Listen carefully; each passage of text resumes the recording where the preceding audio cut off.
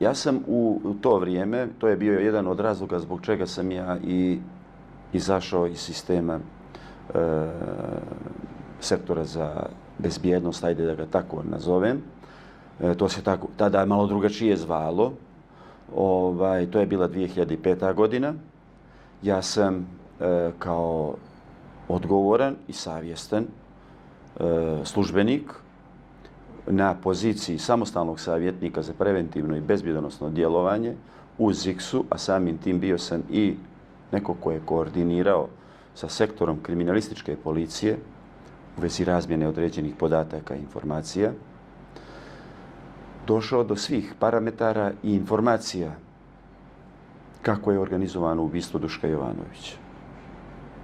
Iz profesionalnih i moralnih razloga sam to uradio. Sačinio sam službenu zabilješku na način kako to pravila službe i zakoni nalažu.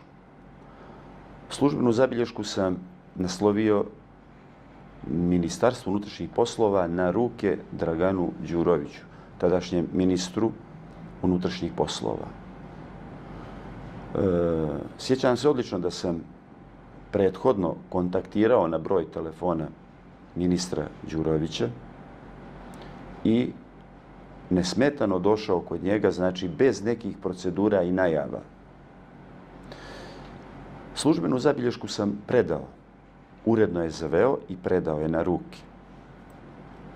Samo što sam izašao iz zgrade MUP-a, ja sam doživio velike neprijatnosti.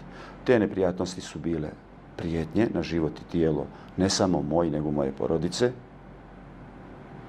Svi akteri i osobe koje se nalaze u toj službenoj zabilješci su me kontaktirali i prijetili. Oni se danas nalaze u istražnom zatvoru Spuž.